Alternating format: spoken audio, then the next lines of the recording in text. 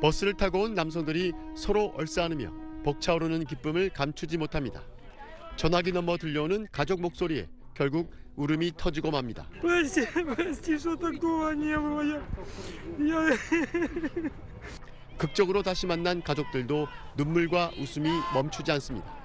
어제 오후 아랍에미리트 아부다비에서 열린 3자 종전회담에서 우크라이나와 러시아가 각각 157명씩 총 314명의 포로를 서로 교환하기로 합의했습니다. 합의 직후 양국 포로들은 곧바로 본국으로 송환됐습니다. Що він сказав перший, коли побачила? Чому я їхала так довго? Да, мабуть, він на мене більше чекав, ніж я на нього.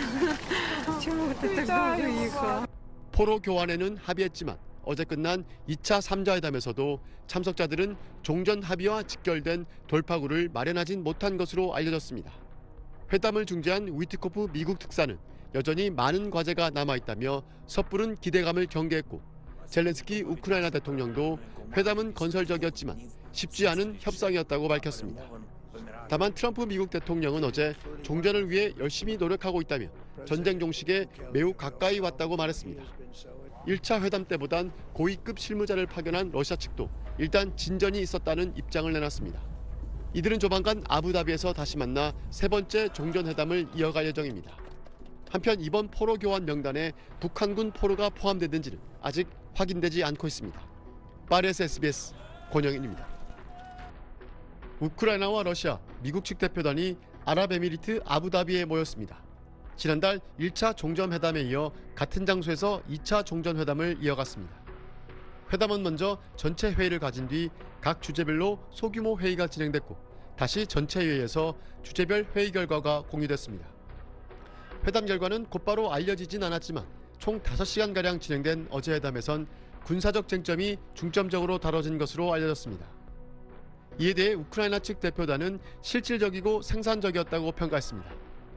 하지만 러시아는 어제 3자 회담이 진행되는 와중에도 우크라이나에 공습을 감행해 최소 7명이 숨졌습니다. 그제는 전쟁 발발 후 최대 규모 수준인 미사일과 드론 500여 발을 우크라이나 전역에 퍼붓기도 했습니다. 그러면서 우크라이나가 러시아의 조건을 수용하지 않는 한 공습은 계속될 것이라는 입장을 어제 내놨습니다. 즉각적인 전선 동결과 비무장지대 설치를 바라고 있는 우크라이나의 생각을 러시아는 받아들일 뜻이 없다는 걸 재확인한 겁니다. 회담을 중재하고 있는 미국 측은 일단 대화가 진행되고 있는 것 자체가 긍정적이라고 평가했지만 남은 과제들을 풀기가 매우 어렵다고 말했습니다. The bad news is that the items that remain are the most difficult ones. And meanwhile the war continues. 오늘 끝나는 2차 3자 회담에서도 해법 찾기가 불투명한 가운데 유럽연합은 우크라이나의 전쟁 수행을 위한 총 153조 원의 자금 지원안을 어제 최종 통과시켰습니다. 파리에서 SBS 권영인입니다. 북한 병사들이 무거운 방폭 장비를 챙겨 입은 뒤 인공위 앞에서 무릎을 꿇고 의식을 진행합니다.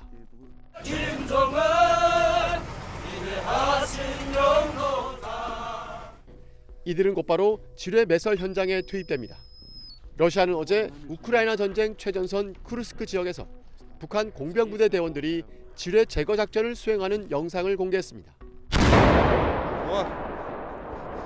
Подрыв инженерных боеприпасов, обнаруженных в ходе разминирования. Вот, в принципе, это и есть взаимодействие. 러시아는 북한 병사들이 작전 투입 전 러시아 공병대에서 훈련을 받았고 러시아군의 장비를 똑같이 사용하고 있다고 밝혔습니다. 뿐만 아니라 사격 등 기초 훈련을 비롯해 다양한 실전 전술 경험도 북한군과 공유했다고 전했습니다. На первоначальном уровне мы распечатали свои переводчики, изучили так, чтобы уже хотя бы понимание у нас было, как с ними взаимодействовать, какие команды им давать. Также их обучали нашим русским командам. 러시아는 지뢰 등 엄청난 양의 폭발물을 북한군이 제거했다며 치켜세웠습니다. Мы действительно признательны и благодарны нашим друзьям из Корейской Народно-Демократической Республики за самоотверженную героическую помощь. 우크라이나는 북한과 러시아가 군사적 밀착 관계를 더 강화하고 있다며 비판했습니다. 특히 러시아의 자폭 드론 생산 공장에 북한 인력 12,000명이 투입될 것이라고 우크라이나군이 밝혔습니다. 시간당 2.5달러를 받고 하루 최소 12시간 일을 할 것이라는 구체적인 설명도 덧붙였습니다.